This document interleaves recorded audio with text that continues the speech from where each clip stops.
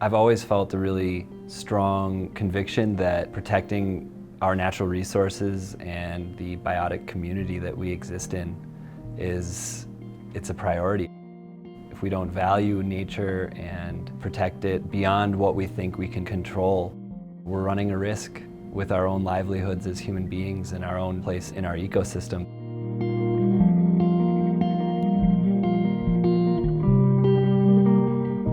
Growing up here in the North Woods, I've always been amongst the trees, the lakes, and the fresh air, and it really has just sort of made it obvious to me how important it is. When I go out and I'm amongst all of that, that's when I find my center, and that's when I feel like the most me. When I found out that, yet again, we were talking about putting at great risk one of these most pristine areas of nature that we have in our county and in our region. When the question was presented to me, you know, would you like to come and be a part of this meeting and see what we can do about this? It was a very simple decision. That's my piece so far. A group is forming to encourage voters this fall to vote no on a referendum question about mining in the United County town of Lynn. With the recent change in Wisconsin's mining laws and public opposition to mining at hearings concerning those changes, the county board opted to put the question to voters.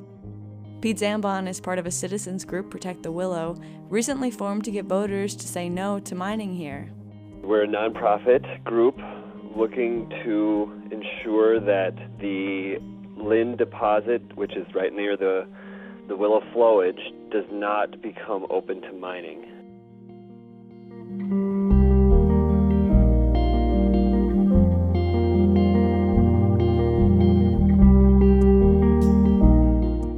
Up here simply because I wanted to be in a place with clean water, clean air. I could fish, hunt, you know, enjoy nature, go bird watching. I suddenly saw that being challenged.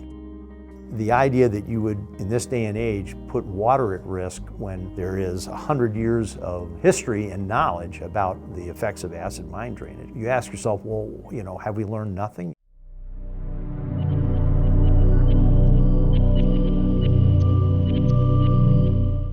Extracting some zinc or some silver or some lead out of that site, the risk that that poses to our water, in my opinion, is quite great.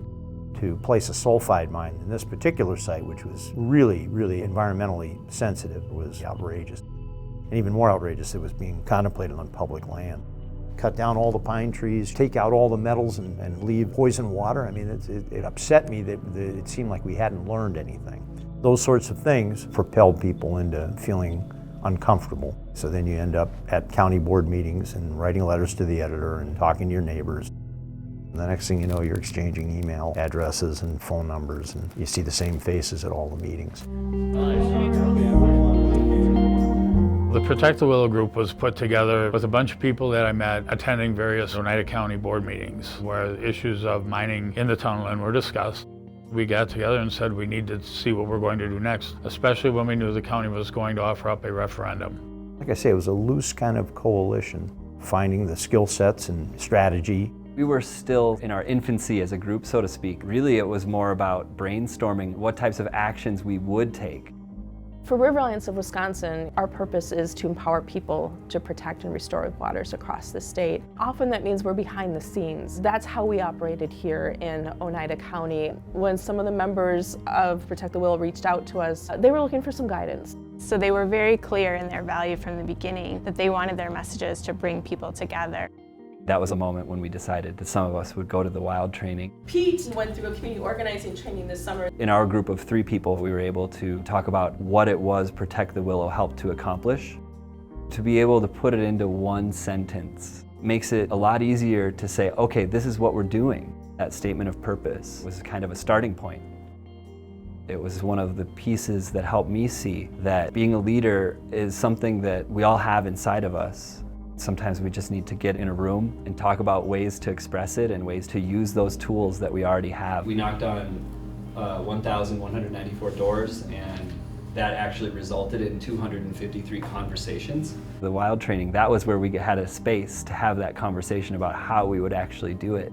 Making a plan for canvassing, talking about how we were going to get yard signs out around the community.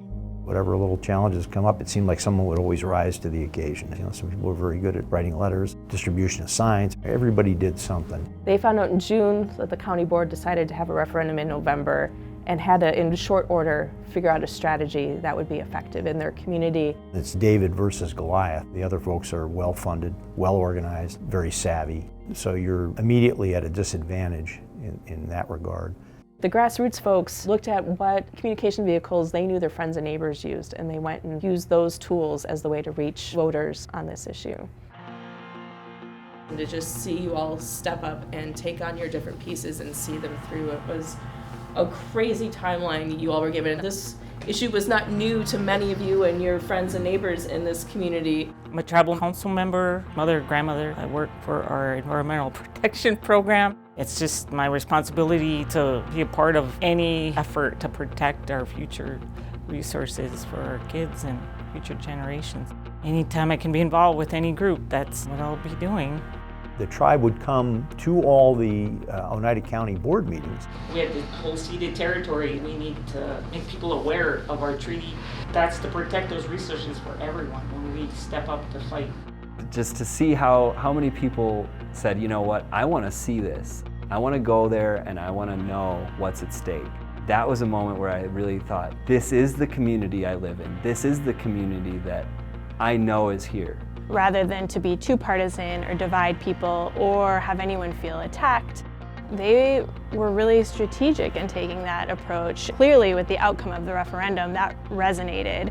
They really did have a bipartisan vote on an issue that people agreed on. But nearly 11,000 Oneida County voters agreed with the anti-mining group yesterday. The people across the board, Republicans and Democrats, have said it doesn't matter what party we're at, we don't want to mine in Oneida County on the county forest land. 62% of voters said no to an advisory referendum asking about metallic mining in western Oneida County. County Board Chair Dave Hintz was surprised by that margin. He now sees the vote as a mandate for the board not to pursue mining. There were certain people maybe even trying to tell me that what I was doing didn't matter. I turned that into a motivation to put the word out that much more emphatically. It's just going to come around again and again, and it's going to be harder to fight. So together, if we all believe in it, it won't be as hard of a battle. As much as some people may feel this is over, it's certainly not. We understand that, and there's a lot of lifting to do yet. Until this gets put to rest, so my neighbors don't have to worry about it, and I can leave knowing I left it a little bit better than I found it. I'll look forward to someday saying I know it's in good shape. Each individual's background and what brings them to feel the convictions that they have is valid, no matter who you are, no matter what your story is. I think the wild training really kind of helped clarify that.